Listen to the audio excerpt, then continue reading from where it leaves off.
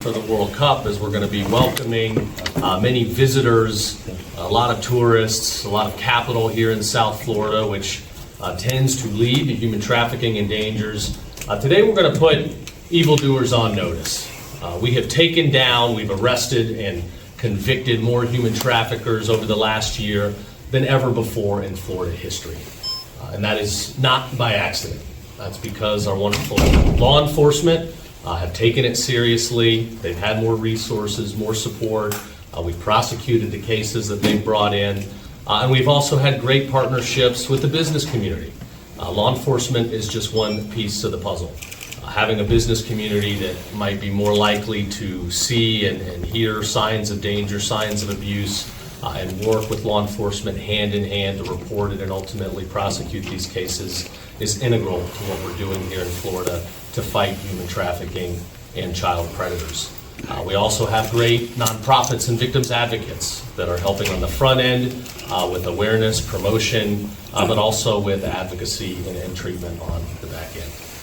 So to announce these records today, I'm honored to be joined by FDLE Assistant Commissioner John Vecchio, just promoted from the Special Agent in Charge position. He does great work with us, and we're honored to have him. Mark Wilson, President of the Florida Chamber of Commerce. The Florida Chamber is a little different than some of the other business groups out in the country. They're not just working to fight abusive regulations and help businesses to find success, create jobs, and empower families in the state, but also working in Florida to get the business community more plugged in. Helping law enforcement, working with faith-based communities, finding ways to empower people and protect our little ones. Lizzie Pittenger from Uber is here. Uber's been a leading corporate partner in our effort to fight human trafficking, especially here in South Florida. I'll let her share a little bit about what they're doing. We have Aaron Collins, who's the Executive Director of the Florida Alliance to End Human Trafficking. This is the nonprofit the legislature created several years ago to work hand in hand with the state to raise funds and provide new tools in an ever-changing technological world to help law enforcement take down these bad guys. I'm glad to have Aaron with us. And then finally, Gloria Martinez is here. She's a human trafficking survivor. You'll hear a little bit from her and the work she does at Family Tree of Life nonprofit. She shows you how real it is, how it hits home, but ultimately has been able to turn the abuse and the tough things that happened to her in her life into help for other people, other victims, other people that are struggling. So we're glad to have Gloria. So today I'm here to announce that since I took office, we have taken down a lot of bad guys. Human trafficking arrests and convictions are both up over 30%. We have a record my office has been a part of now, over 1,600 predator arrests. A lot of these are people that have engaged in child abuse or have tried to do so or have trafficked women and children. Over half the victims of human trafficking are children. And working with the local law enforcement, going undercover, it's disgusting to see how many evildoers are out there seeking to abuse children. It's the most egregious of crimes, and it deserves the most powerful of punishments. So we prosecute to the absolute fullest. If you've been paying attention to our cases here in Florida, you'll see we don't give out plea deals when people go after our kids. We want to get them off the streets, locked away for as long as possible so they cannot hurt our little ones. Our children are a gift from God. They're pure, they're innocent, and they need us to protect them. And if you abuse that, you are going to face the wrath of our prosecutors and our great law enforcement partners. Since I took office, our AG's Office of Statewide Prosecution has increased charges by over 54%. Total prison time has increased by over 10%, and the number of defendants charged has increased by over 30%. All combined, we've levied sentences totaling over 3,275 years in prison, and in just the last year, we've recovered through fines, restitution, costs of prosecution, and seizures over $53 million. Several big cases this last year have led to these results. Last June, about a year ago, we partnered with the U.S. Marshals in a first-of-its-kind, state-of-the-art child rescue mission titled Operation Dragon Eye, where we rescued over 60 children, the largest at that point in history, that were reported missing. Many of these were victims of trafficking that had suffered serious abuse. In September, we had to outdo ourselves. In November, we had to outdo ourselves. In Operation Home for the Holidays, before the holiday season, we were able to go out and rescue even more. In that mission, we brought home over 120 children that were previously reported missing. On a large operation last fall in Polk County, we were able to arrest 230 traffickers and predators. It's touching to see people that are in this for the right reasons. It's a tough topic to work on. It's hard to review this evidence. It's hard to have the conversations with victims. But to see the law enforcement people that work on this, the victims advocates, the nonprofits, there's so much love. There's so many efforts to help get people back on their feet. You do see goodness and kindness in an area that's riddled with sin and evil. And I want to thank everybody here for being part of that. We're going to continue going after predators with everything we've got. Our legislature has passed laws to bring in heightened penalties, new technologies, new resources, new ways for us to stay ahead of the bad guy. And in today's world of technology, social media, AI, and chatbots, there are so many new hooks for dangerous people to go after our kids. So we've been bringing civil and criminal action against companies that choose profit over public safety, that choose profit over the health and security of our kids. Here in Florida, I think you guys know we're the free state of Florida. We love business, we love innovation, we want people to come here, do good, find success, create jobs, empower families, but not at the expense of our little ones. We will absolutely draw the line. If you've got technologies, if you are smart, you certainly have the ability to put programmatic measures in place that bring in parental involvement, that bring in parental controls, and that send up red flags to law enforcement when you see evidence of abuse. So as we get ready for the World Cup, we're going to be down here in large numbers. We will be working hard with law enforcement. We will be working with our corporate partners. We will leave no stone unturned when it comes to rooting out evildoers, people that want to traffic and go after our women and kids. And we will prosecute and we will send them away for a long time. So if you're out there, if you're watching, if you're looking to get in some bad behavior this World Cup, I encourage you, do not do that, or you will most certainly pay for it. So with that, I'll turn over to our speakers, and before we have them come up, I'd like everybody here, thank you for being here. Give a round of applause for our law enforcement, because we've got the lowest crime rates. I'll turn it over to the Assistant Commissioner, John. Thank you, John. Good morning. I'm Assistant Commissioner John Vecchio of the Florida Department of Law Enforcement. Human trafficking is a significant threat to our children, families, and visitors. FDLE and our law enforcement partners have prioritized investigations that identify and arrest traffickers, rescue victims, and provide recovery services to those in need. This mission is only successful when law enforcement and prosecutors work together. FDLE agents and analysts work with our partners on these complex investigations. Since January of 2026, FDLE has participated in over 12 undercover operations through our involvement in the First Circuit Human Trafficking Task Force, the Intercept Task Forces, the Metropolitan Bureau of Investigation, the FDLE Human Trafficking Strike Team, and the Miami-Dade State Attorney's Human Trafficking Task Force. Florida welcomes visitors to events like the FIFA World Cup, which are set on a world stage. You need to know that if you come here to victimize Floridians and tourists, you will be arrested and held accountable. We will not tolerate traffickers who look to exploit this event. To our residents and visitors, remain cautious of your surroundings, especially in large gatherings, and report any suspicious activity to your local law enforcement authorities. You may also report suspicious activity to the FDLE website or by calling 1-855-FLA-SFE. Thank you.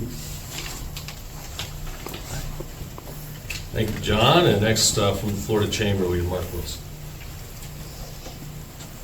All right, well, thank you, Attorney General. And as the Attorney General said, I'm Mark Wilson. I serve as President of Florida's Chamber of Commerce. And let me just say right up front, there is no place in Florida for human trafficking, period, and stop.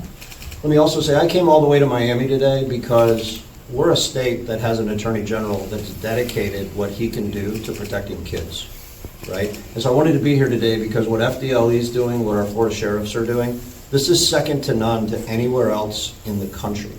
And I have a national perspective I wanted to share here, right? People are literally leaving other states, and they're leaving places like Chicago because of high crime where they don't keep people safe. And they're relocating to right here in Miami, which is one of the safest places in the United States now. But we have to honor that. It's safe because we have an Attorney General that said we're going to make this place safe. We have law enforcement, like I said, that's second to none. I also came here today to throw the entire business community's support behind what the Attorney General is doing, behind what local law enforcement is doing. We have literally hundreds of thousands of businesses in Southeast Florida. We have millions of people who work for a living in Southeast Florida. And while we're not on the front lines like the Attorney General is and like law enforcement is, like our sheriffs are, we're a second line of defense. We see things. And what we're going to be doing in the coming weeks is tripling our efforts to notify every business in Southeast Florida that we need to keep our kids safe and we need to be eyes and ears, a second layer of defense, if you will, for law enforcement. We have organizations like the Greater Miami Chamber of Commerce that's been working on this for years. They've activated their members in this region. And if they see something, they're going to say something. And so, again, I wanted to be here today to protect the kids and to help throw our support behind the Attorney General and law enforcement. This is a big opportunity for Florida. All eyes are going to be on Miami. And we need to show the world that Florida is the safest place in America, and we need to do it right here, right now, by protecting our kids. Thank you. I want to say, when I've been able to talk to a lot of people that have been victims of trafficking, that have suffered abuse and have gotten on their feet and really turned their lives around, there's almost always a person that was there and pulled them out of it. People hear human trafficking, and a lot of people still think of the movie Taken, where, white van shows up and throws a bunch of people in and drives off, and, you're in another country before you know it. That does happen. That is real. But that's not the normal situation. Human trafficking typically begins where young people are troubled. They're either suffering in the foster care programs or become homeless or in an abusive family environment. And they go out, looking for money, looking, for quick ways to procure drugs, and before you know it, they fall victim to older individuals that are very sophisticated, that promise them riches and wealth and a great lifestyle, and then all of a sudden they're just in a drugged up life where every day becomes a blur and they're afraid and don't know how to get out. And oftentimes I hear people say it was a small business owner, somebody that just realized they were struggling and gave them a job and brought them in, made them part of the family, actually empowered them, actually helped them earn a living and gave them that, that grace to turn their life around. So I think more people can be helpful in this complicated topic than realize. Next we've got Lizzie from Uber, and they're going to be interacting with a lot of people in Miami here this summer, and another example of where businesses and employees have an opportunity to save lives. Good morning, everyone. I want to start by thanking Attorney General James Uthmeyer for convening this vital discussion. Your leadership in combating human trafficking has made Florida a safer place for residents and tourists alike to move around the state, especially as we get ready to welcome the World Cup Games and hundreds of thousands of fans to Miami this summer. At Uber, we know that with this surge in travel comes a heightened responsibility.